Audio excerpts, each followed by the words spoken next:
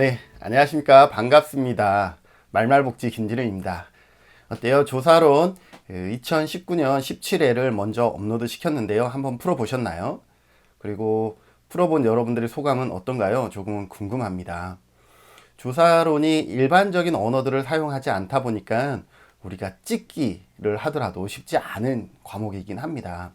하지만 다행히도 조사론의 일정한 패턴들이 조금은 보이고 있는 과목이라서 여러분들이 기출문제를 중심으로 해서 사전에 탄탄하게 준비한다 그러면 시험을 보는데 또 60점 이상 맞는 데는 크게 어려운 과목도 아닙니다. 여러분들 그 17회 기출문제를 풀고 그 문제로 인해서 18회 기출문제에서 맞출 수 있는 문항들도 의외로 많습니다. 동일한 문제가 아닌데 동일한 어떤 문장들이 사용되어져서 적어도 이거는 답이다, 이거는 답이 아니다, 이렇게 우리가 어떤 것을 선택할 때 힌트의 성격이 주어지는 것들이 너무 많습니다.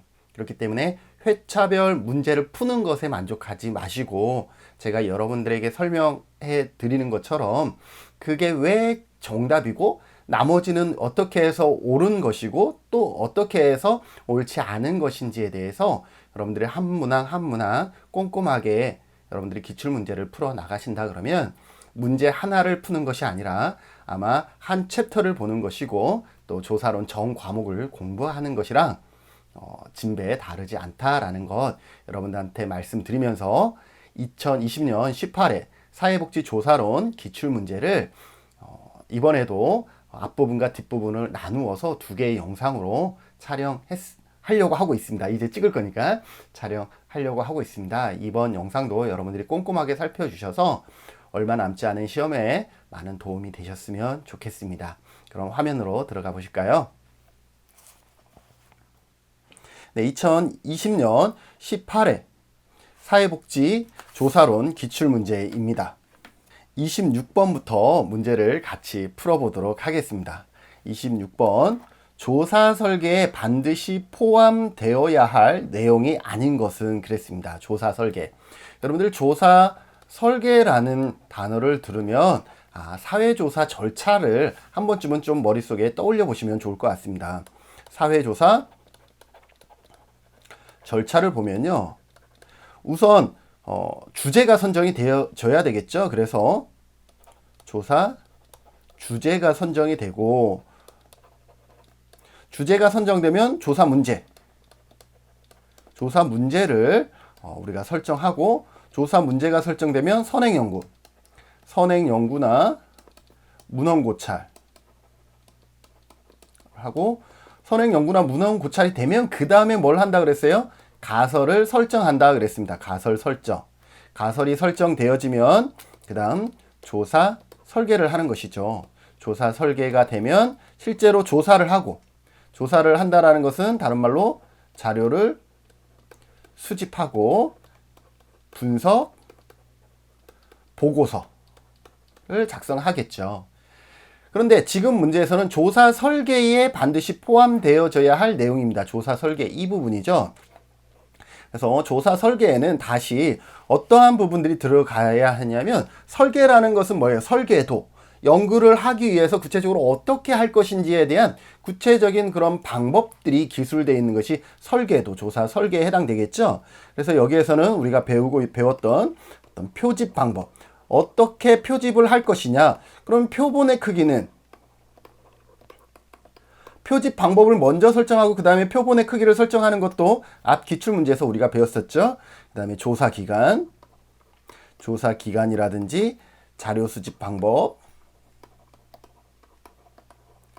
면접을 할 건지 설문지를 할 건지 이런 것들 있죠. 그리고 조사 도구를 설정할 수도 있겠죠.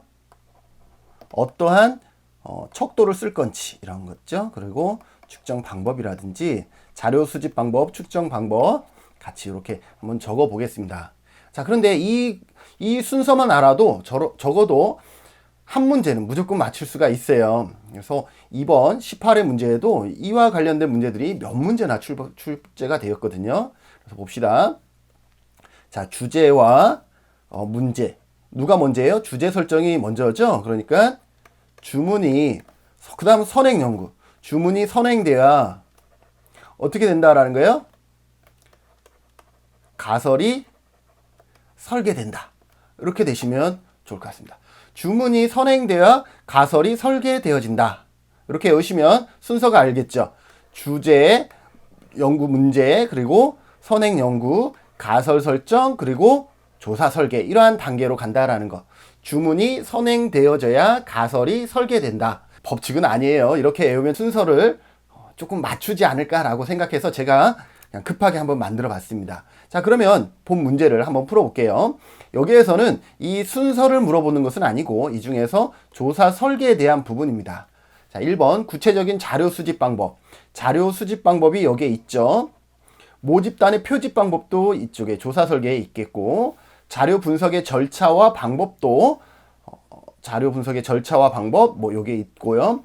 연구 문제의 의의와 조사의 필요성, 이 부분은 없고요. 주요 변수의 개념 정의와 측정 방법이 있네요. 측정 방법. 그래서 나머지는 전부 다 있는데 무엇이 없냐 하면 의의와 조사의 필요성, 이거예요. 여러분들 설계도를 그릴 때 설계도를 그리면서 왜 필요한지를 그 안에 집어넣는 건 아니죠. 내가 이게 필요한데 어떻게 지을 거야 할 때 설계도죠. 그럼 필요한데 왜 필요해? 왜 필요한 것은 조사 설계 앞에 설정이 되어지겠죠. 그래서 이거는 예를 들어서 조사 문제라든지 조사 문제 설정에서 이미 세팅이 되어져야 한 겁니다. 그러니까 조사 설계보다 앞서 우리가 논의되어져야 되는 그런 부분입니다. 그래서 포함되어야 할 내용이 아닌 것이니까 여기에서 정답은 4번이 되겠습니다. 자, 연가설에 관한 설명으로 옳은 것은 그랬습니다. 연가설. 자, 연가설도 우리가 한 번쯤은 좀 진지하게 공부를 해봤어야 되는 내용인데요. 우리는 연구가설 앞에서 조사 절차에서 우리가 가설을 설정한다 그랬죠. 그게 연구가설입니다. 우리가 설정한 가설은 연구가설인데 이 연구가설은 우리가 바로 증명할 수 있는 것이 아니라 포퍼의 반증주의에 의해서 이 연구가설을 기각하기 위해서 기각했을 때 채택하는 가설이죠. 연가설을 만들어냅니다. 연가설은 다른 말로 기무가설이다라고도 합니다. 그래서 연가설, 지금은 여기에서 연가설이라고 되어 있는데 기무가설 같이 기억하시고, 이거는 뭐냐면 연구가설을 어떻게 하기? 반증하기 위해서 설정하는 가설입니다.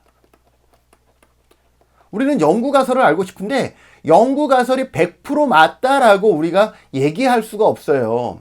그래서 우리가 후기 실증주의처럼 이게 100% 그렇다라고 얘기할 수 없으니까 확률적인 얘기를 해야 되는데, 그러기 위해서 연가설을 설정을 하는 거죠. 그래서 이 연가설은 연구가설을 거꾸로 어떻게 한다?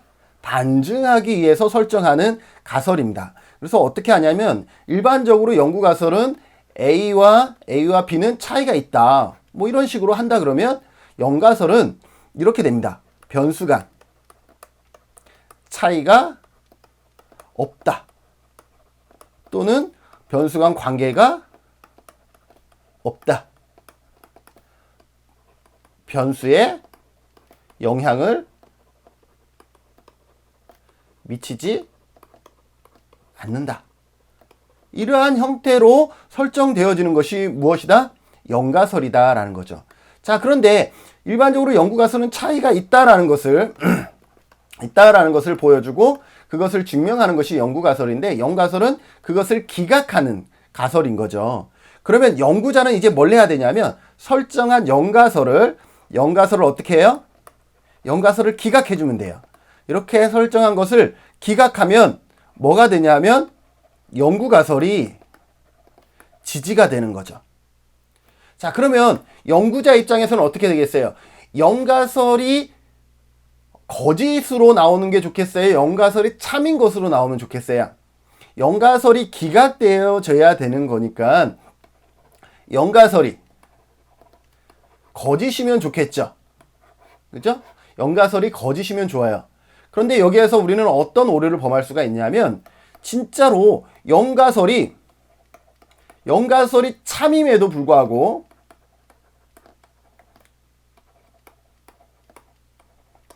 기각돼야 내 연구 가설이 채택되기 때문에 참임에도 불구하고 기각시켜버려요. 뭐를? 연가설을 기각시켜버려요. 이거는 잘못된 거죠. 이것을 나중에 배우겠지만 일종 오류라고 합니다. 일종 오류.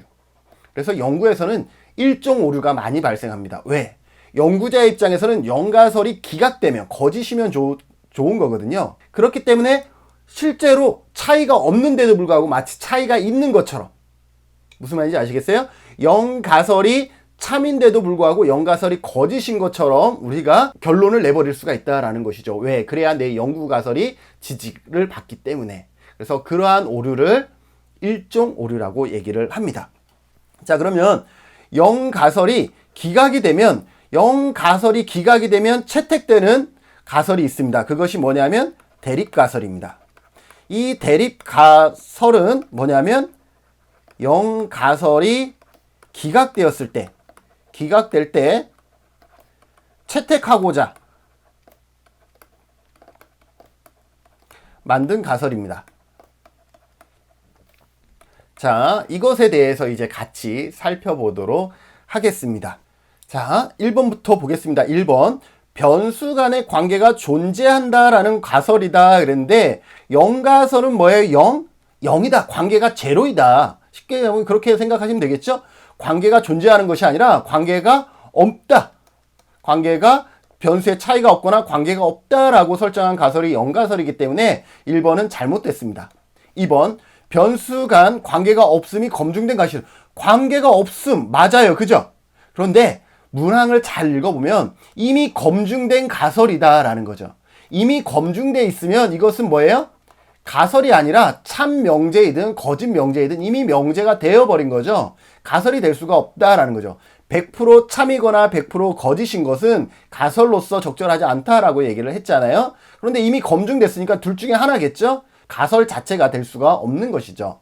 세 번째, 조사자가 검증하고자 하는 가설. 조사자가 진짜로 내가 확인하고 싶은 가설은 뭐예요? 연구가설이죠. 연구가설.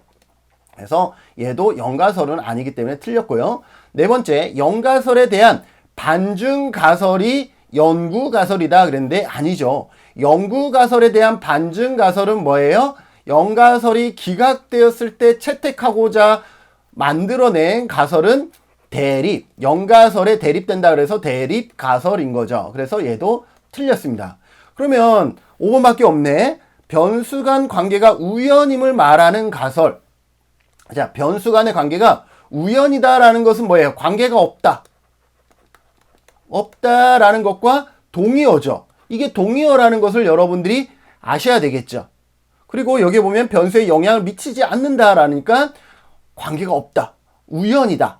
같은 뜻으로 읽으면 되는 것이죠. 그래서 이것은 말의 단어가 우연이다라는 것이 관계가 없다라는 것과 동의어구나. 이 부분을 여러분들이 잘 숙지해 주신다 그러면 답을 찾기는 어렵진 않았습니다. 정답은 5번이 되겠습니다. 자, 28번입니다. 자료 수집에 관하여 설명된 옳지 않은 것은 그랬습니다. 자료 수집에 관해서 설명된 것으로 옳지 않은 것. 질문지법은 문서화된 질문지를 사용한다. 뭐 그것만 아니니까 사용한다 맞습니다. 그죠? 면접법은 조사 대상자에게 질문 내용을 구두로 전달한다. 이것도 틀리지 않았습니다. 세 번째, 관찰법은 유형이라든지 시기, 방법, 추론 정도에 따라 조직적 관찰, 비조직적 관찰로 구분된다 그랬는데 이것을 다른 말로 하면 조직이라는 것은 체계적 관찰과 비조직은 비체계적 관찰로 구분된다라는 것이죠. 어떻게 할 거고 언제 할 거고 어떤 질문을 어떻게 할 것인지가 미리 다 짜여져 있다 그러면 체계적 관찰이 되는 것이고, 전문가의 경우는 미리 다 짜지 않더라도 어떻게 하겠어요? 그 상황에 맞게 유도리 있게 그 부분들을 잘 진행해 나간다. 요거는 비체계적인 관찰이 되겠죠. 그래서 맞습니다. 관찰법은 체계적 관찰과 비체계적 관찰로 나뉜다. 맞습니다.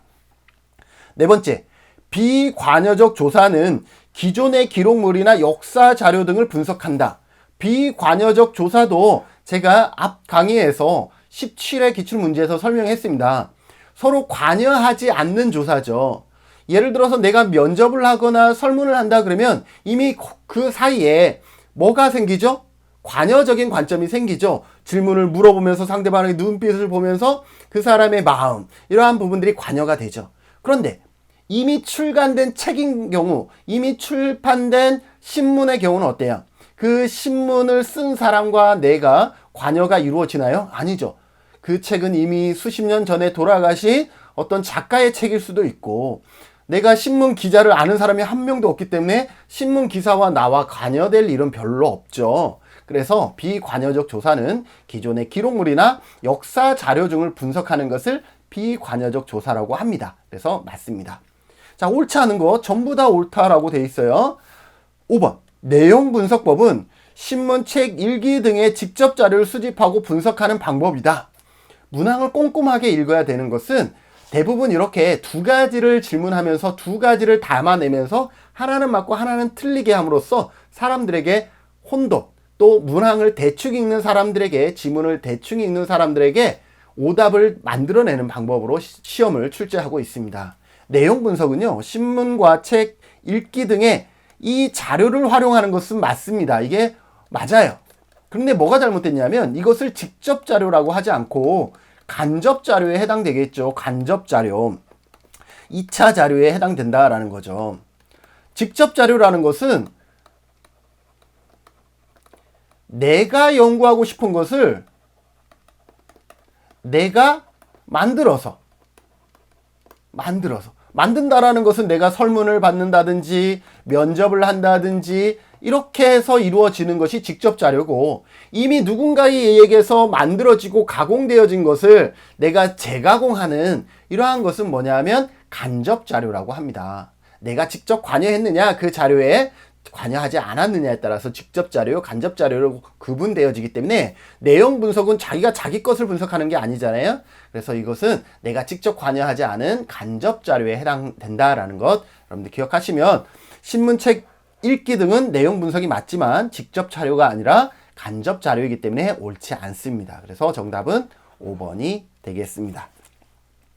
29번 후기 실증주의의 과학 철학에 관한 설명으로 옳은 것은 그랬습니다.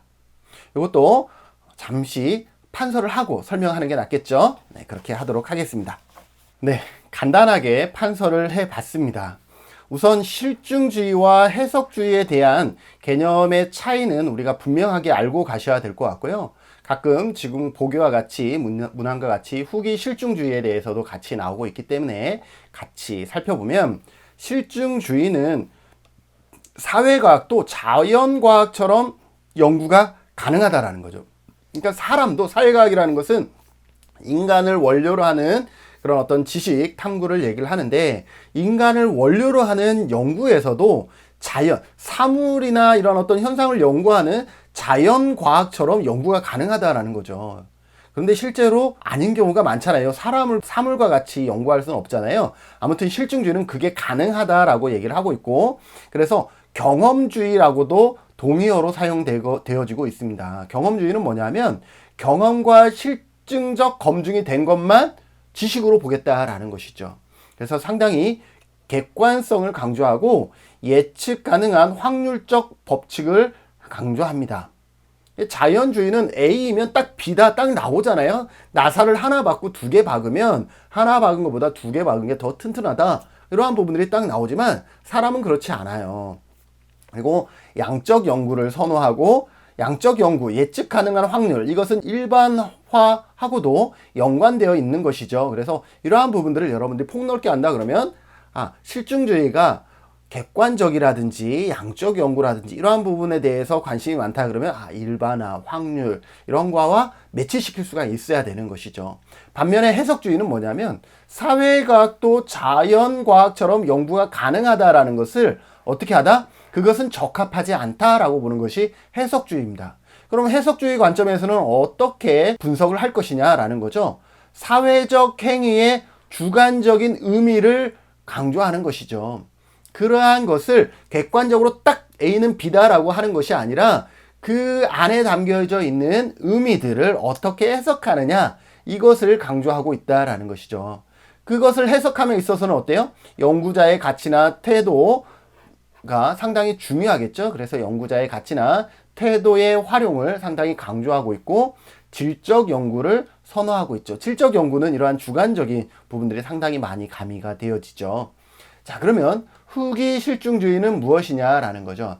일단 후기 실증주의는 해석주의보다는 실증주의에 가깝습니다. 그러나 실증주의와는 뭔가 다른 것이 있다라는 것이죠. 그게 뭐냐면, 좀 전에 실증주의에서도 얘기했지만, 실증주의로 사회과학을 연구하는 것은 한계가 있다라는 거죠.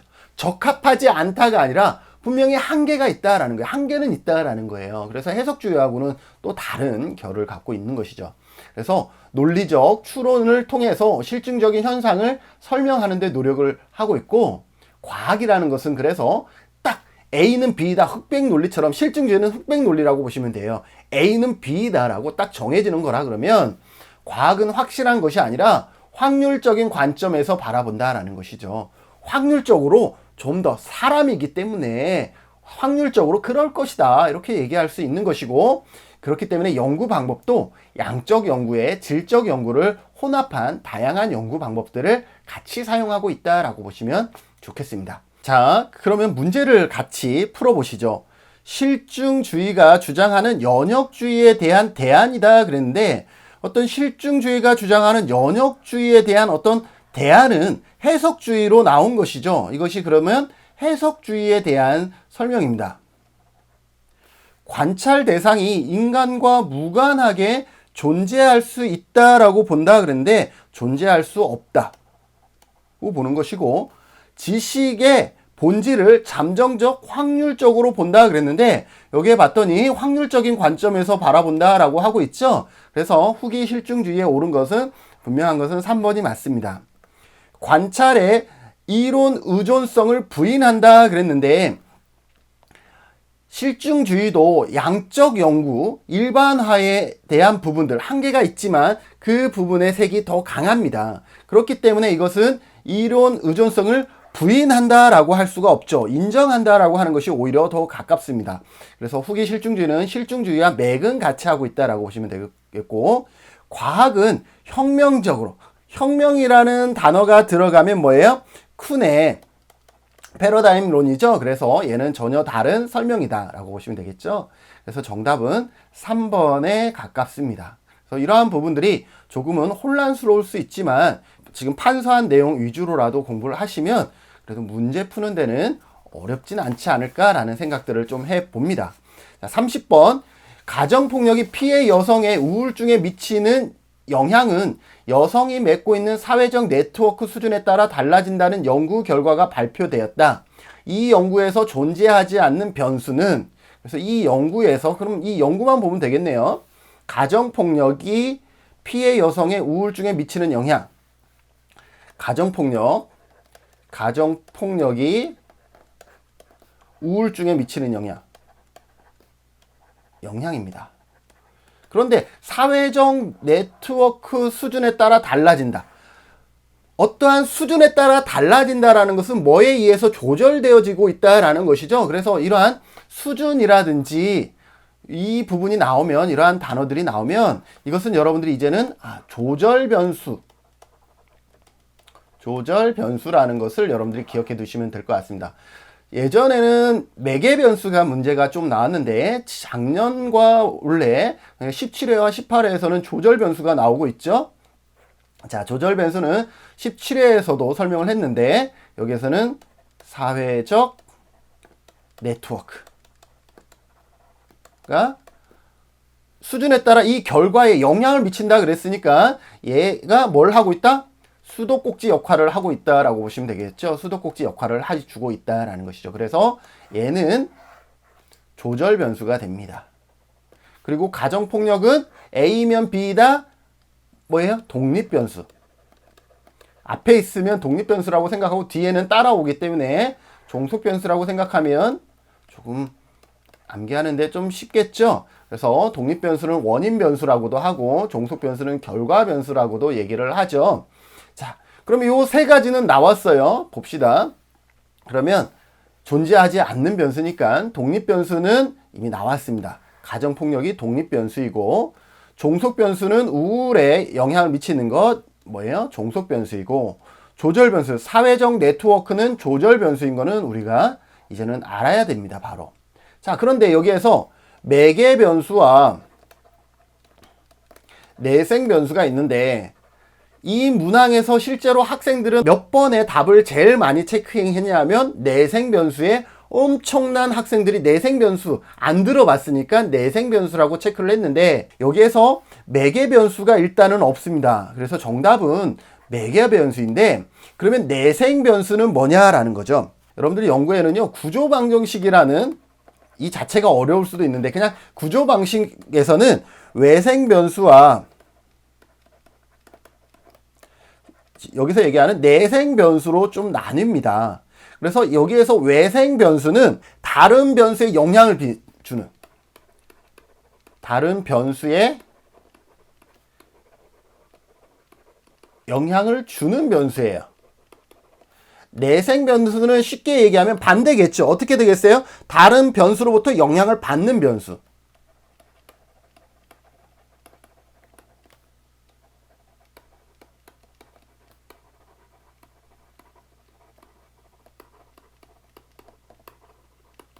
자, 그래서 이거 외생변수, 내생변수가 어려워요. 그게 뭐예요? 라고 얘기하면 그냥 이렇게 해봅시다. 다른 변수에 영향을 주는 것은 어떤 것의 원인이 된다라는 것이죠. 그래서 외생변수는 쉽게 얘기하면 여기서는 독립변수와 같다라고 보시면 될 것 같고, 내생변수는 다른 것으로부터 영향을 받는 거죠. 원인에 의해서 영향을 받는 것, 결과가 이루어지는 것이기 때문에 내생변수는 종속변수라고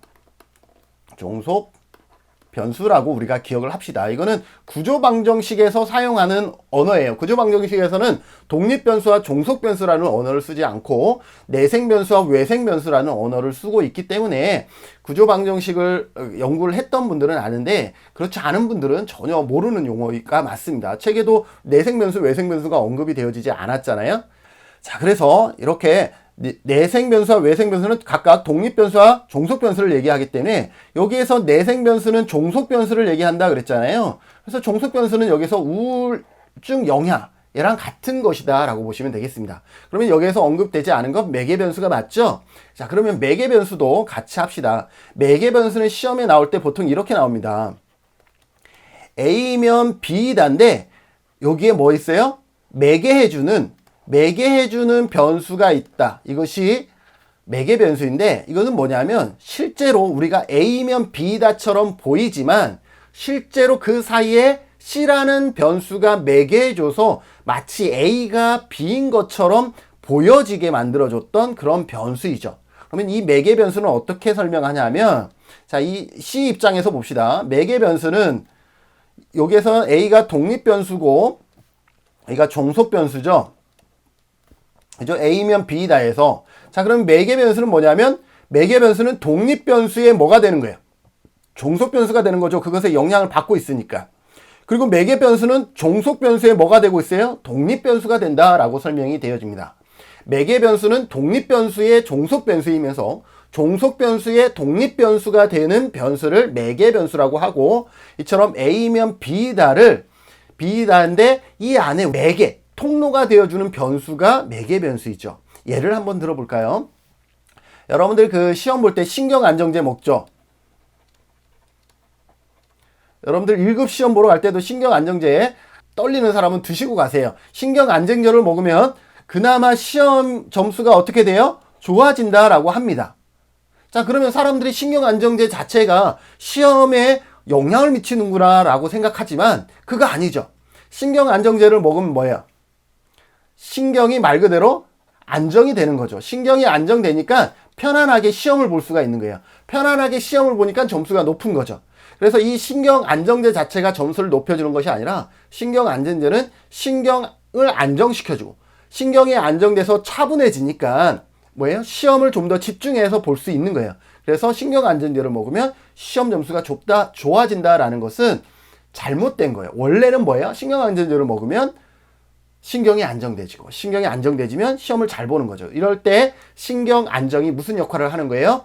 신경 안정제와 시험 사이에 매개 변수 역할을 해주는 것이죠. 매개 변수는 어떻게 설명한다? 독립 변수의 종속 변수가 되고 종속 변수의 독립 변수가 되는 변수다라고 생각하시면 되겠습니다. 그래서 적어도 매개 변수나 종속 변수에서 시험이 나오고 있기 때문에 이 두 가지를 여러분들이 구분하여서 기억해 주시고, 외생 변수와 내생 변수도 이번에 시험에 나왔기 때문에 다음에 나올 수가 있어요.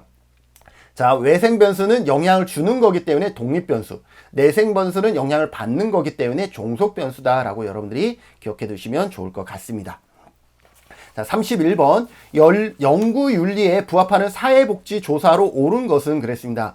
여러분들 최근에 비밀보장이라든지 이러한 부분들이 상당히 강조가 되고 있잖아요. 그래서 이 연구윤리도 시험에 종종 나오고 있습니다. 그래서 옳은 것은 그랬습니다.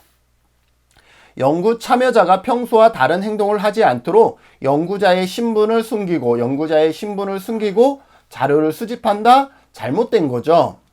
두 번째, 연구 결과의 확산을 위해 연구 참여자의 신분을 다른 연구기관에 동의 없이 공개했다? 동의 없이 공개하면 절대 안 됩니다. 그죠? 세 번째, 연구 결과에 영향을 미치지 않도록 연구 참여자에게 일어나는 이익을 미리 알리지 않는다. 여러분들 이익이니까 알리지 않아도 되는 거 아니에요? 전혀요. 이익과 불이익은 사전에 모두 고지하도록 되어 있습니다. 사전 고지하도록 되어 있다는 것. 불이익뿐만 아니라 어떠한 이익을 받는지도 고지해야 됩니다. 여러분들 요즘은 내가 잘못 득을 얻어서, 내가 불필요한 득을 얻어서 억울함을 호소하는 경우가 있잖아요. 내가 그걸 원해서 해준 게 아닌데 해줬더니 그게 생겼어요. 저는 그걸 받을 줄을 몰랐어요. 이런 경우 있잖아요. 그렇기 때문에 아무리 이익이라도 그거는 베푸는 사람의 관점이지, 받는 사람에서는 그 이익 자체도 나중에 아킬레스 건이 될 수 있잖아요. 그래서 불이익뿐만 아니라 이익도 반드시 사전에 고지하도록 되어 있습니다. 네 번째, 연구 참여 여부를 성적 평가와 연계하여 연구 참여자의 참여 동기를 높였다. 이건 참여 동기를 높인 것이 아니라 강제적으로 참여하게끔 만든 거죠. 그죠? 그러니 얘도 잘못된 거죠. 참여 동기를 높였다는 좋은 표현이지만 성적 평가와 연계해, 그래서 이번에 전부 다 참석하길 바래 라고 하면 다 참석은 하겠죠. 그러나 뭐 하면서 참석하겠어요? 엄청 뿔딱지 나서 참석할 수 있잖아요. 그래서 좋지 않은 방법이다. 연구윤리에 부합되지 않는다라고 보시면 될 것 같고, 5번 연구 참여자에게 연구 과정에서 발생할 수 있는 고통을 미리 알리고 사전에 동의를 구한다. 뭐예요? 불이익도, 고통이라는 것은 불이익이겠죠. 이것도 미리 알리고 사전에 동의를 구한다. 당연히 그래야 됩니다. 그래서 옳은 것은 5번이 되겠습니다. 32번 다음 연구 상황에 유용한 조사 유형은 그랬습니다. 일본 후쿠시마 원전 유출이 지역 주민의 삶에 초래한 변화를 연구하고자 하였으나 관련 연구나 선행 자료가 상당히 부족함을 발견하였다. 여러분, 관련 연구나 선행 자료가 상당히 부족하여 할 때 실시하는 연구, 이 정도는 여러분들이 그냥 딱 직관적으로 답을 찾을 수 있어야 될 것 같습니다. 뭐냐면 정답은 탐색적 연구입니다. 자, 탐색이라는 것은 언제? 우리가 정탐꾼을 보낼 때 탐색하죠. 정탐꾼은 우리가 언제 보내죠? 그 상황을 모를 때, 상황을 알 수 없을 때 보내는 거잖아요. 마치 연구를 하고자 했으나 연구에 대한 선행 자료나 이러한 것이 상당히 부족했을 때 우리는 어떻게 해요? 탐색적 연구를 일반적으로 실시하게 된다라고 보시면 될 것 같습니다. 자, 그러면 탐색적 연구는 이제 기억합시다. 탐색적 연구는 우리가 그 앞의 상황을 몰라. 아군이나 적군이 어떻게 지금 배치되어 있는지 그 앞의 상황을 모를 때 실시하는 것이 뭐다? 탐색적 연구이다라는 것이죠. 탐색적 연구는 어떤 방법으로 하느냐? 문헌조사라든지 선행연구, 문헌조사, 선행연구, 그리고 전문가조사, 이러한 것을 통해서 뭘 할 수가 있어요? 탐색적 연구를 할 수가 있겠죠. 자, 그러면 탐색적 연구는 이제 기억합시다. 탐색적 연구는 우리가 그 앞의 상황을 몰라. 아군이나 적군이 어떻게 지금 배치되어 있는지 그 앞의 상황을 모를 때 실시하는 것이 뭐다? 탐색적 연구이다라는 것이죠. 탐색적 연구는 어떤 방법으로 하느냐? 문헌조사라든지 선행연구, 문헌조사, 선행연구, 그리고 전문가조사, 이러한 것을 통해서 뭘 할 수가 있어요? 탐색적 연구를 할 수가 있겠죠. 자, 그러면 이것은 언제 이루어지겠습니까? 가설 설정한 다음에 탐색적 연구가 이루어질까요? 가설 설정하기 전에 탐색적 연구가 이루어질까요? 자, 문헌조사 선행 연구는 뭐예요? 가설 설정 이전이잖아요. 그래서 이 탐색적 연구가 이루어진 다음에 그 다음에 뭐가 이루어지겠어요? 가설 설정이 이루어지겠죠? 그래서 이러한 순서들을 여러분들이 끊임없이 머릿속에 계속 반복하면서 암기하고 숙지하고 이러한 과정들이 필요할 것 같습니다. 자, 여기에서 평가적 연구는 말 그대로 평가에 대한 연구일 것 같고요. 척도 개발은 우울증 척도라든지 이러한 것을 개발하는 거예요. 그래서 이거는 지식이 풍부했을 때 가능한 거예요. 저도 한번 써보고 싶은 게 이러한 척도 개발 연구거든요. 척도 개발, 우울증 척도 개발 하나만 하면 김지든 이름으로 엄청난 사람들이 우울증 점수를 측정할 거 아니에요. 그만큼 척도 개발 연구는 오히려 풍부한 지식과 경험이 있을 때 가능한 연구겠죠. 저는 아직 연구를 좋아하긴 하지만 척도 개발 연구는 해보지를 못했습니다. 그리고 기술적 연구나 설명적 연구, 우리가 연구의 방법에는 이렇게 세 가지가 일반적으로 있다라는 거 여러분들 교재에 일반적으로 설명되죠. 기술적 연구는 어떤 것이죠? 빈도나 백분율, 그리고 뭐까지? 상관관계까지 보는 것을 기술적 연구라고 합니다. 설명적 연구는 원인과 결과를 밝혀내는 인과관계의 연구인 거죠. 그래서 이러한 부분들이 다르다라는 거죠. 분석 방법으로는 인과관계를 분석하는 것은 회귀분석입니다. 회귀분석이라 그래요. 그래서 여기는 상관분석이라 그러면 설명적 연구는 회귀분석에 해당한다라는 것까지 여러분들이 기억해 주시면 이 부분 충분히 넘어가도 될 것 같습니다. 자, 33번입니다. 가설에 관한 설명으로 옳은 것을 모두 고르시오 그랬습니다. 가설 여러 번 했으니까 이제 바로 문제로 들어가겠습니다. 이론적 배경을 가져야 된다. 그죠? 우리가 앞에 어떻게 돼 있어요? 주문이 선행되면 가설을 설계한다 라고 했죠. 주제를 설정하고 그거에 따른 문제를 설정하면 선행 연구 고찰 해서 가설을 설정하고 조사 설계를 한다라고 했죠. 자, 그러면 가설 설정하기 이전에 이론 선행 연구, 이론적 배경이 어떻게 해야 된다? 가져야 한다. 맞죠? 이론적 배경을 가져야 그 다음에 뭘 해요? 가설을 설정하는 건 맞습니다. 변수 간의 관계를 가정한 문장이다. A이면 B이다. 뭐뭐 할수록 A 할수록 B하다. 이렇게 얘기를 하고 있죠. 그래서 변수 간 관계를 가정한 문장이다. 맞습니다. 가설 구성을 통해서 연구 문제가 도출된다 그랬는데 봐보세요. 연구 문제는 여기죠. 가설은 여기에요. 연구 문제를 통해서 가설이 설정되는 것이지 가설 구성을 통해서 연구 문제가 도출되는 거 아니죠. 그래서 되게 중요한 거죠. 그래서 디귿은 아닙니다. 창의적 해석이 가능하도록 개방적으로 구성되어져야 한다. 이럴 수도 있고 저럴 수도 있고 이렇게 가설을 설정하면 안 되겠죠. 가설은 딱 우리가 확인하고 싶은 것이니까 폐쇄적으로 딱 정확하게 기다 아니다 라고 우리가 설정할 수 있는 그러한 범위 내에서 가설을 설정해야 되기 때문에 개방적으로 하면 안 되죠. 어떤 느낌이나 감정을 표현할 수 있도록 하면 안 되고 A인지 아닌지, 옳은지 그런지 아닌지 이렇게 딱 우리가 둘 중에 하나를 선택할 수 있도록 가설을 설정해야 됩니다. 그래서 개방적 구성이 아니라 오히려 가설은 폐쇄적으로 구성해야 된다가 맞습니다. 그래서 리을도 정답이 될 수가 없습니다. 그래서 옳은 것은 기역, 니은이 되겠습니다. 그래서 정답은 1번입니다. 자, 34번 종단 연구에 관한 설명으로 옳지 않은 것은 여러분들 연구에는 어떤 시간을 중심으로 연구 유형을 나누면 횡단 연구와 종단 연구로 나눕니다. 횡은 이렇게 연구하는 것이 횡이고 종단은 이렇게 시간을 두고 과거에서부터 현재까지 이렇게 적어도 2번 이상 실시하는 연구를 종단 연구라고 합니다.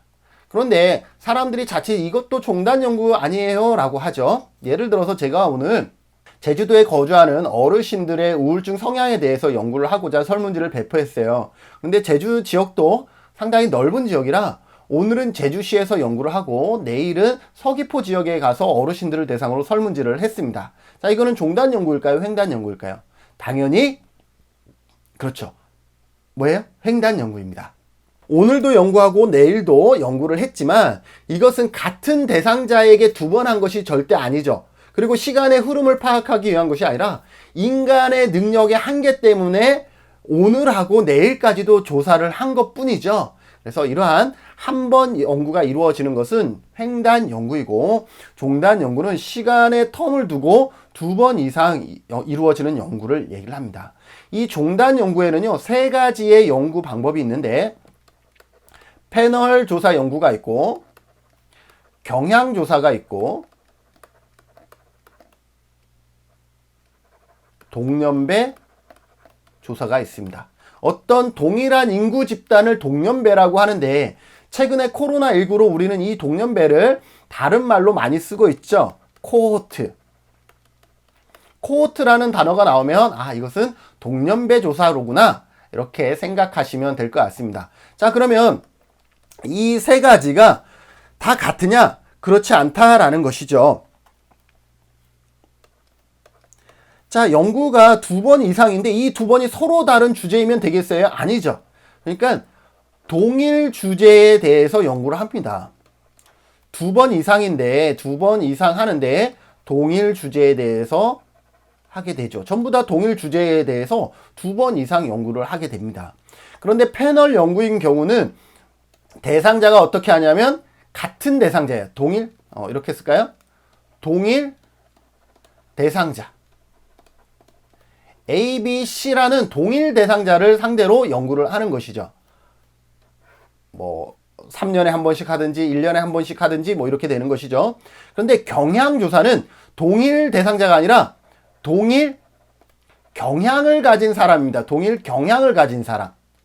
이 동일 경향을 가진 사람은 같은 대상자가 될 수가 있냐라는 거죠. 물론 그럴 수도 혹시나 있겠지만 그렇지 않을 수도 있는 겁니다.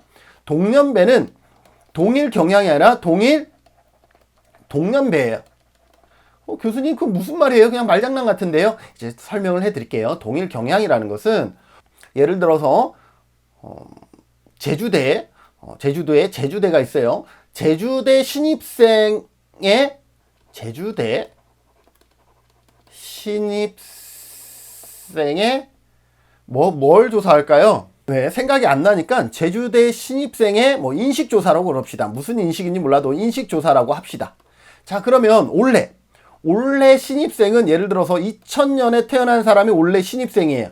그러면 2000년에 태어난 신입생 10명을 연구를 한다라는 거죠. 자, 그러면 경향조사, 이거는 종단 연구이기 때문에 내년에도 조사를 할 거예요. 2021년에도 조사를 할 거예요. 2022년이죠. 그때에는 2001년에 태어난 사람이 신입생이 되기 때문에 2001년에 태어난 신입생 10명을 하는 거죠. 자, 이때의 신입생과 이때의 신입생은 어때요? 같은 대상자예요? 아니죠. 1년이라는 출생 연도가 차이가 나고 있죠. 그렇게 해서 이 경향이라는 것은 말 그대로 그런 어떤 동일한 경향을 갖고 있는 사람들을 같은 대상자가 아니라도 상관없어요. 그래서 동일한 경향만 가지면 상관없이 우리가 설문조사를 할 수 있는 부분이 동일 경향이고, 동년배는 그래요. 동년배는 우리나라의 58년 개띠가 상당히 많죠. 그러면 올해 58년 개띠의 경제 수준에 대해서 연구를 한다 그러면 올해 58년 개띠를 할 거예요. 58년 개띠 10명을 상대로 설문을 할 거예요. 자, 그럼 내년에도 어떻게 되겠어요? 내년에도 58년 개띠를 10분을 상대로 설문을 할 거예요. 그런데 여기서 차이는 뭐냐면 이 58년 개띠가 같은 사람이라도 되지만 같지 않아도 된다. 그냥 58년 개띠면 동년배면 상관이 없다라는 거예요. 그래서 패널 연구는 이 조건을 다 갖춰야 되지만 동년배는 같은 연배면 상관없고 경향이면 같은 경향을 가진 사람이면 상관이 없다라고 보시면 되겠죠. 자, 이 부분을 갖고 이제 문제를 풀어보겠습니다. 1번. 시간 흐름에 따른 조사 대상의 변화를 측정하는 연구이다.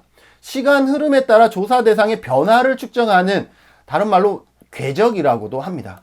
제가 종단 연구도 좀 많이 썼던 편이라서 궤적이라는 단어를 쓰는데, 변화를 추적한다, 궤적을 연구하는 연구다. 맞습니다. 옳고요. 두 번째, 일정 기간의 변화에 대해 가장 포괄적 자료를 제공하는 것은 동년배 집단이다 그랬는데, 가장 포괄적인 자료를 제공하는 것은요, 여기에서 패널입니다. 패널. 이 패널은요, 경향조사도 가능하고요. 여러분들 뭐도 가능하냐면 동년배 조사도 가능합니다. 왜냐하면 패널은 나이가 10살부터 예를 들어 60세까지의 나이를 올해도 조사하고 내년도 조사하는데 같은 대상자를 계속 가고 있죠. 그러면 그 안에서 여러분들이 어떻게 설정하느냐에 따라서 경향조사를 할 수도 있고, 또 어떻게 설정하느냐에 따라서 동년배 조사도 가능한 거예요. 패널 조사만 있으면 경향이나 동년배나 다 할 수가 있거든요. 그래서 가장 포괄적으로 자료를 제공하는 것은 동년배 연구가 아니라 패널 연구입니다. 그래서 우리나라에는 엄청 많은 연구기관에서 공공이든 민간이든 이러한 패널 연구 자료를 많이 구축해 놓고 있습니다. 그래서 여러분들한테 공개를 하고 있죠. 오픈하고 있어요. 그럼 여러분들이 그 자료를 다운받아서 연구하면 돼요. 그게 바로 뭐냐면 2차 자료 분석이에요. 2차 자료 분석. 왜? 내가 직접 연구한 것이 아니라 다른 사람이 조사한 그 패널 자료를 내가 뭐만? 가공해서 분석만 하고 있잖아요. 그래서 그것을 2차 자료 분석이다라고 얘기를 합니다. 그래서 옳지 않은 것은 2번 정답이 나왔습니다. 3번 조사 대상의 추적과 관리 때문에 가장 많은 비용이 드는 것은 패널 연구입니다.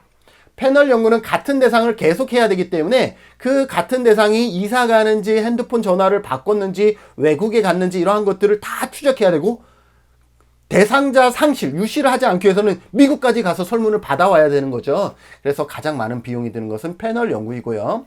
네 번째, 일정 주기별 인구 변화에 대한 조사는 경향 연구입니다. 경향. 일정 주기 인구 변화, 이런 것들은 어떤 경향을 물어보는 거죠. 그래서 경향 연구라고 할 수 있고, 동년배 집단 연구는 언제나 동일한 대상을 조사하는 것은 아니다.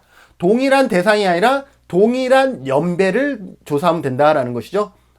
그래서 동일한 대상을 해도 상관은 없지만 동일한 연배, 동일한 대상을 하면 패널 연구가 되는데, 패널 연구는 비용이 많이 들어가기 때문에 어렵잖아요. 그래서 동년배 연구를 진행할 수 있다. 대상이 다르지만 같은 연배, 5, 8년 개띠면 상관이 없는 것처럼 그렇게 연구를 할 수가 있다. 그래서 정답은 2번이 되겠습니다. 자, 35번 문제를 같이 보도록 하겠습니다. 35번. 다음 연구 설계에 관한 설명으로 옳지 않은 것은 되어 있습니다. 같이 볼게요. 노인복지관의 노노케어 프로그램 자원봉사자 40명을 무작위로 골라 20명씩 두 집단으로 나누었네요. 두 집단으로 배치하여 한 집단에는 자원봉사 교육을 실시하고, 여기는 실험 집단이죠. 딱 봐도 다른 집단에는 아무 개입을 하지 않았다. 통제 집단이죠.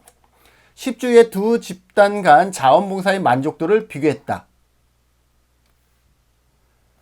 무작위로 올라 20명씩 두 집단을 배치해. 여기에 아무리 봤는데 사전 검사를 했다라는 부분은 없죠. 자, 그러면 이거는 연구 설계에서 우선 무작위로 두 집단을 나눴기 때문에 랜덤입니다. 랜덤. 그죠? 그리고 사전 검사를 하지 않았어요. 여기 이게 없어요. 그죠?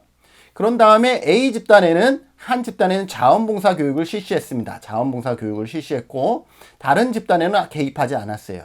그리고 10주 후에 두 집단 간 자원봉사자 만족도를 이렇게 비교를 했습니다. N, 2 이렇게 됩시다. 자, 그러면 이렇게 그려지는 연구 설계를 우리는 뭐라 그러죠? 통제 집단이 있으니까 통제 집단.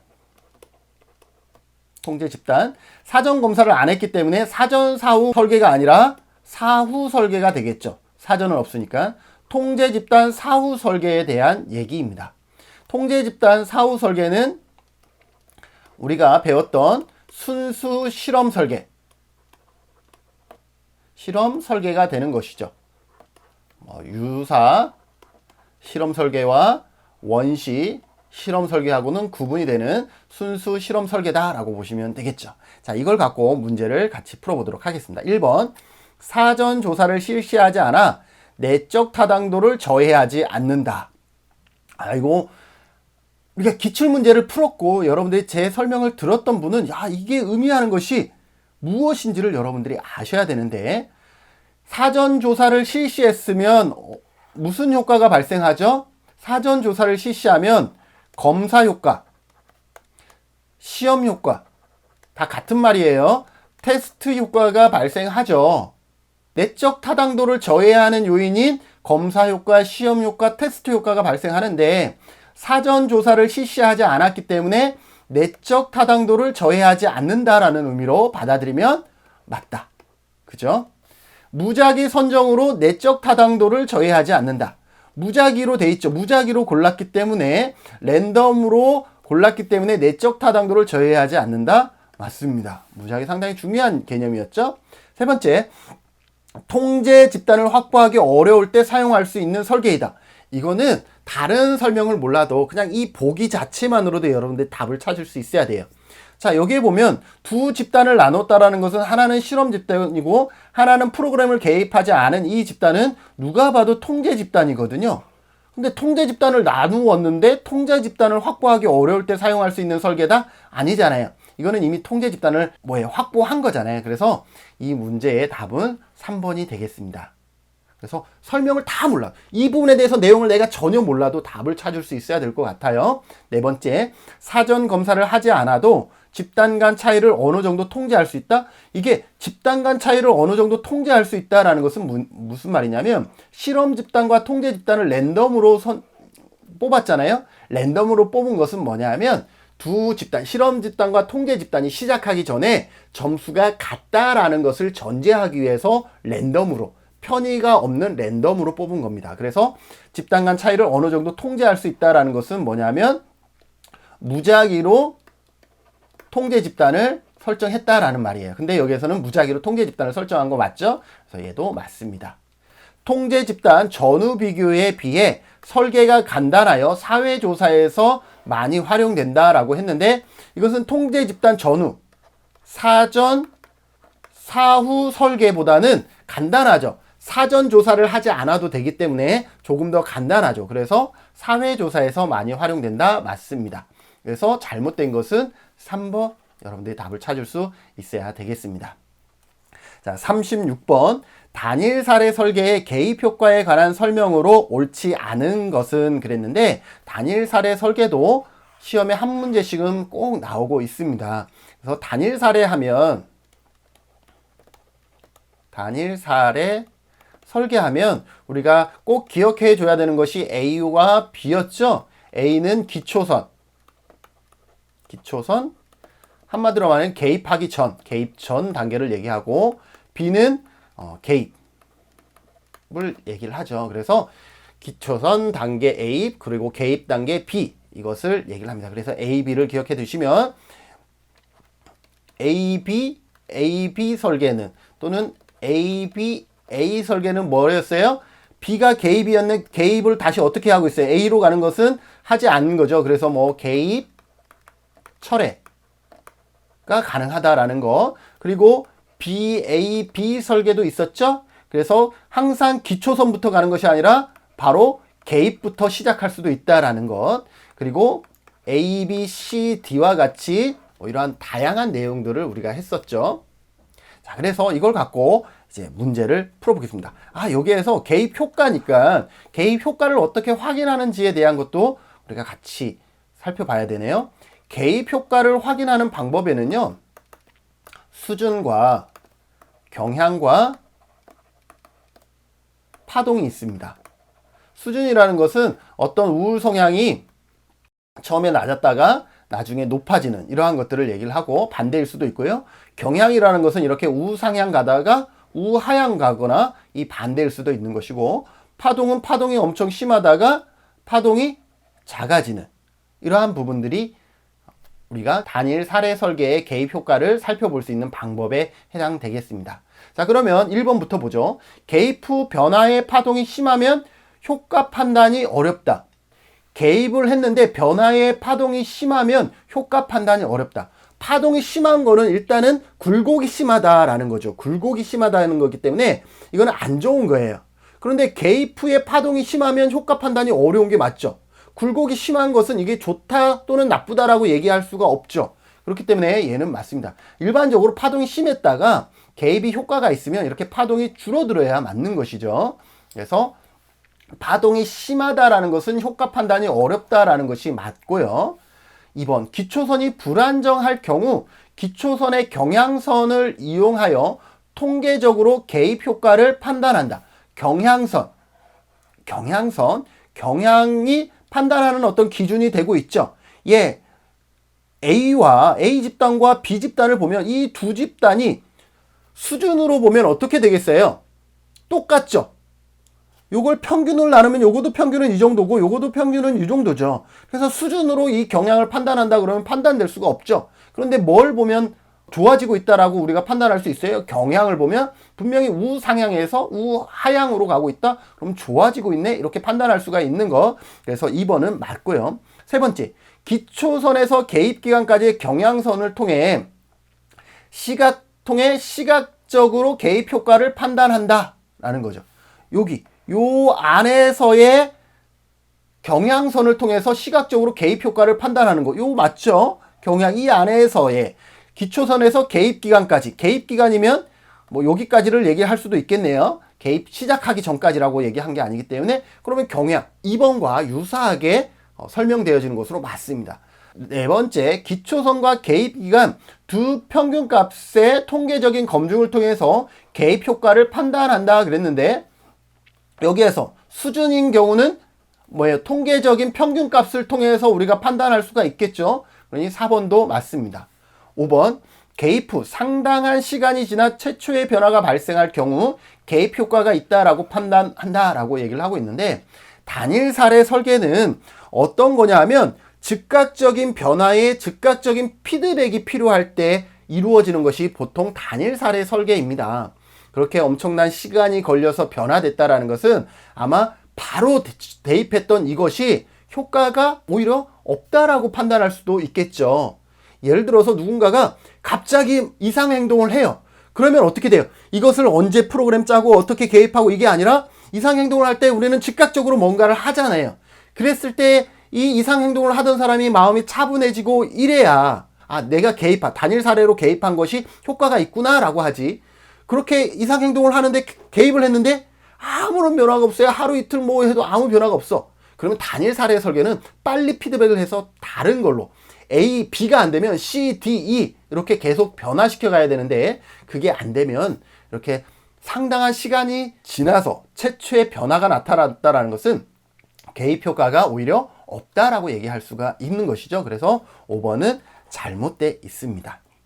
37번입니다. 실험 설계의 내적 타당도에 관한 설명으로 옳은 것은 그랬는데 봤더니 내적 타당도를 저해하는 요인들에 대한 설명인 것 같아서 내적 타당도를 저해하는 요인에 대해서 같이 살펴보면 우연한 사건. 우리가 어떤 거죠?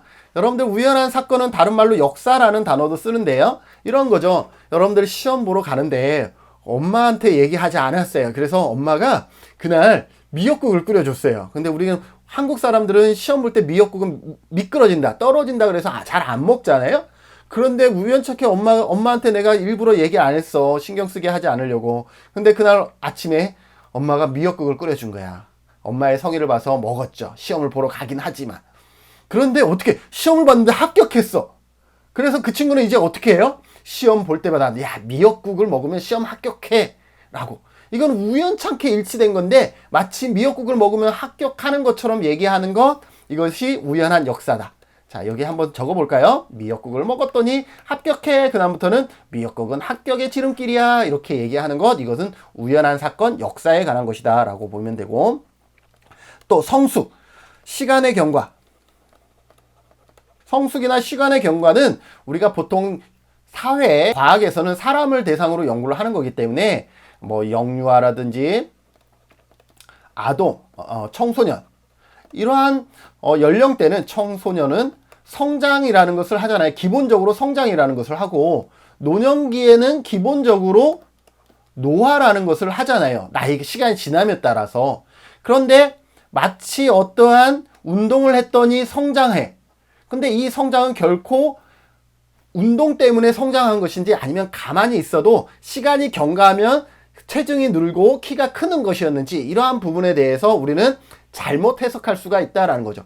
그것이 효과가 아니라 성장했기 때문에 컸는데 그 프로그램이 나빠서가 아니라 노화가 진행되기 때문에 어르신의 건강이 더 나빠졌는데 그러한 어떤 성장 성숙을 우리가 고려하지 않으면 잘못 해석할 수 있다는 것이 성숙 시간의 경과 여기에 해당될 것이고, 그리고 검사 효과는 이제 너무 많이 했죠. 검사 효과는 뭐예요? 동일한 도구로 사전과 사후를 연구를 하면 사전에 연구한 것이 사후에 영향을 미치게 된다라는 거죠. IQ 테스트를 했는데 동일한 그 척도로 IQ 테스트를 했는데 처음에 90이 나왔어요. 나중에 했더니 120이 나왔어요. 나중에 보통 이렇게 올라가거든요. 왜? 한 번 했었기 때문에 내 IQ가 더 좋아지지 않더라도 한 번 했었기 때문에 답을 일부 기억하는 것도 있고 또 어떤 문항이 나올 것인지에 대한 어떤 그 떨림이 없기 때문에 좀 더 편안하게 우리가 체크할 수가 있어서 IQ가 높게 나온다. 이것은 검사 효과에 의한 것일 수 있다라는 것이고, 다음은 도구 효과. 자, 같은 도구를 두 번 했더니 검사 효과가 나오니까 이번에는 다른 도구를 갖고 사용을 하는 거죠. 자, 다른 도구 A라는 도구와 B라는 도구를 해서 A의 값이 B의 값과 유사하면 타당도가 높다라고 얘기를 할 수 있는데, 문제는 난이도다라는 거죠. 난이도에 따라서 A가 B와 비슷한 값이 나올 수도 있고 A 도구가 타당함에도 불구하고 점수의 차이만큼은 날 수가 있는 것이다 라는 것이죠. 무슨 말이냐? 여러분들 사이클을 하는데 실내 자전거, 요즘 실내에서 운동을 하는데 1단을 놓고 했더니 엄청 빨리 돌려. 그런데 어떤 사람은 3단을 놓고 돌리니까 엄청 천천히 돌려. 자, 이것을 과연 3단을 놓고 돌린 사람의 체력이 나빠서라고 해석할 수 있느냐라는 거죠. 그럴 수 없잖아요. 그죠? 그런 것이 도구 효과다라고 보시면 되겠죠.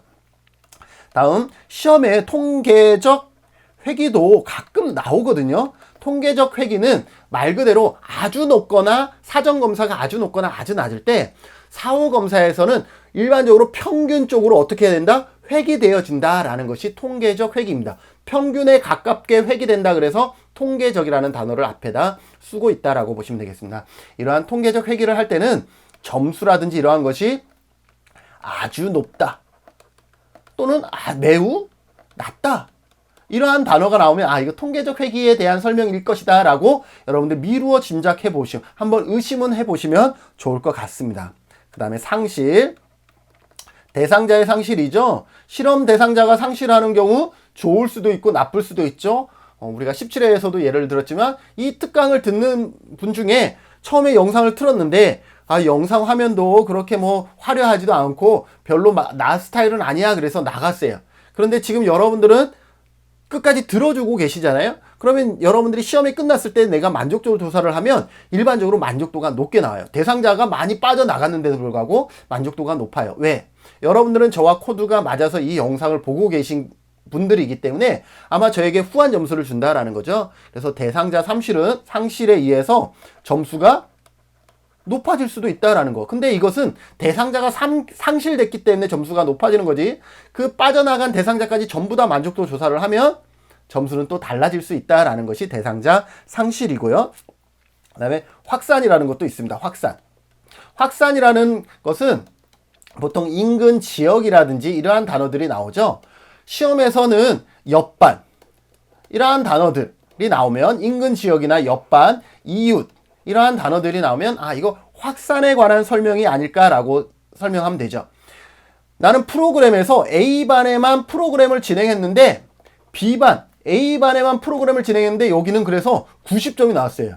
그러면 B반은 프로그램을 진행하지 않았으니까 원래 평균 60점이었으면 60점 나왔어야 되는데 B반도 얼마가 나왔냐면 85점이 나와버린 거야.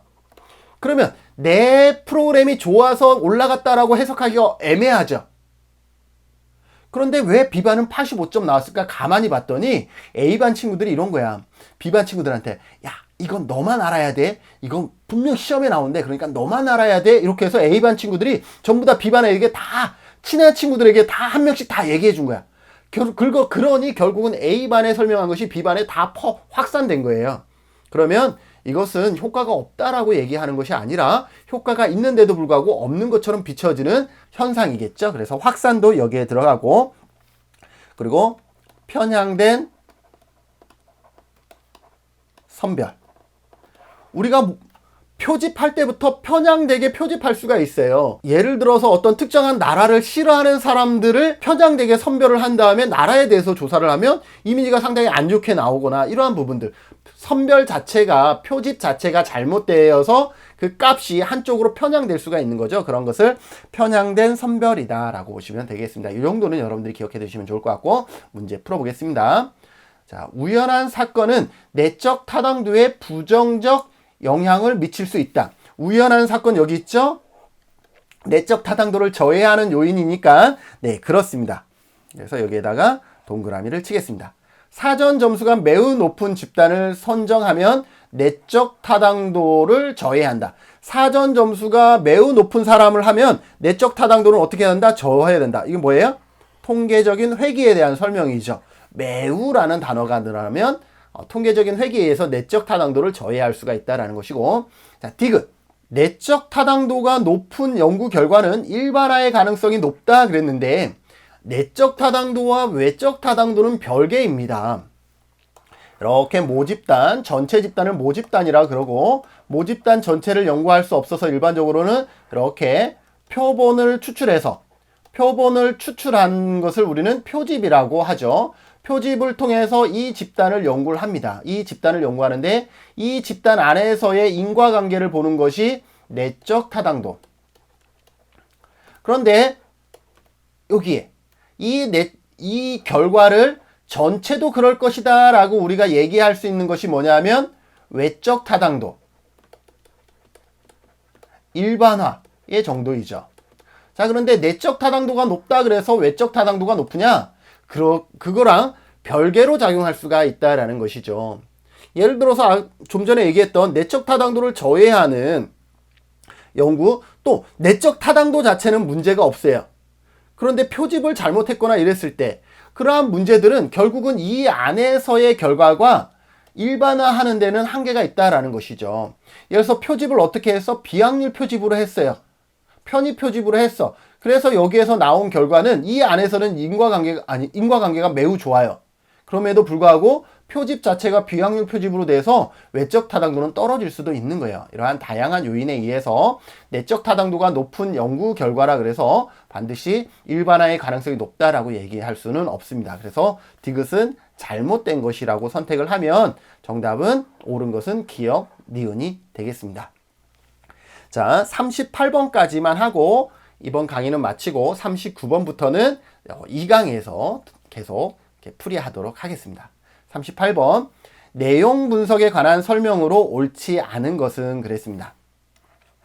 내용 분석은 간접자료 분석이죠. 간접자료 분석이다라는 것 봅시다.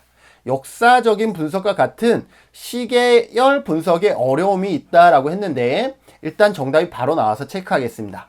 이런 것은 바로 체크해 줄 수 있을 정도로 여러분들이 기출문제에서 탄탄하게 다졌으면 좋을 것 같아요. 내용 분석이라는 것은 어떤 것이라 그랬죠? 내용 분석은 책이라든지 신문이라든지 신문의 어떤 기사 이러한 것을 분석하는 것이라고 얘기를 했죠. 자, 그런데 제가 신문 기사를 많이 했다 그랬는데 신문 기사를 찾아보면 예를 들어서 1970년대부터 지금 2020년까지 신문 기사가 인터넷에 찾아보면 다 있어요. 자, 그러면 어때요? 시계열 분석이 어렵겠어요? 가능하겠어요? 오히려 우리가 대면에서 연구하는 것은요, 패널 연구는요, 어렵습니다. 패널을 그렇게 계속 구축하는 건 어렵지만, 신문은 딱 이미 인터넷 검색하면 바로 우리가 검색이 가능하기 때문에 시계열 분석, 이게 시간을 이렇게 과거에서부터 지금까지 이러한 시계열적인 종단 연구가 가능합니다. 그래서 어려움이 있다가 아니라 오히려 용이할 수도 있겠네요. 그죠? 어떻게 표현하면? 그래서 1번은 잘못돼서 정답은 1번이고요. 자, 2번. 인간의 의사소통 기록을 체계적으로 분석한다. 이런 책이나 신문이나 기사나 음성이나 이런 것들을 분석이 가능하기 때문에 맞습니다. 분석상의 실수를 언제라도 수정할 수 있다 그랬는데 했는데 우리가 면접을 하면 한 번 면접했는데 다시 또 면접하기가 어렵잖아요. 근데 신문은 검색했는데 삭제됐어? 내한테서, 내 컴퓨터에서 삭제된 거잖아요. 원본은 다 그 방송국이라든지 그 신문사에 다 있잖아요. 검색하면 다시 검색이 돼요. 그래서 언제든지 자료를 검색해서 수정이 가능합니다. 실제로 그렇습니다. 양적 조사와 질적 조사에 공동으로 사용할 수 있다라고 했는데 맞습니다. 저 같은 경우도 연구를 하면 양적 조사로는 어떤 것들을 연구할 수가 있겠어요? 저는 장애 관련 연구를 신문 조사를 했는데 장애인 관련 기사가 몇 월 달에 많이 나오는지 이건 수치화할 수 있는 거잖아요. 그러한 부분들은 양적 조사로 가능한 것이고 질적 조사는 그것을 기사를 읽어서 그 안에 뭘 보냐면 장애인에 관한 표현이 부정적으로 표현됐는지 장애인은 어떤 허약하고 연약하고 도움이 필요한 사람이라는 부정적으로 표현이 되었는지 장애인도 비장애인과 다르지 않은 충분히 할 수 있다라는 것 그리고 어떤 성공의 경험담 이러한 기사들이 있는지 이러한 부분들을 읽어서 판단하는 것이죠. 이것은 질적 조사에 가깝겠죠. 그래서 양적 조사, 질적 조사를 공동으로 사용할 수 있다. 맞습니다. 5번 기존 자료를 활용하여 타당도 확보가 어렵다라고 했는데 이것은 무슨 말이냐면 내용 분석은 간접 자료죠. 간접 자료. 그래서 일반적으로 연구는 어떨 때 가장 깔끔하냐면 자기가 연구하고 싶은 문항을 자기가 물어보고 싶은 형태로 질문하는 게 가장 깔끔하겠죠. 그래서 직접 자료를 통해서 직접 자기가 자료를 구축해서 물어보는 것이 가장 타당도가 높을 거예요. 근데 간접 자료라는 것은 내가 원하는 딱 그 문항이 아니라 그것에 유사한 말투 아니면 표현으로 질문이 이루어지거나 답을 받게 되는 경우가 많죠. 그것을 확인하는 경우가 많기 때문에 아무래도 타당도 확보가 다소 어려운 것은 사실입니다. 그래서 얘도 맞습니다. 그래서 이 문항의 정답은 결국은 1번이 가장 큰 옳지 않은 것으로 1번이 가장 적절할 것 같습니다.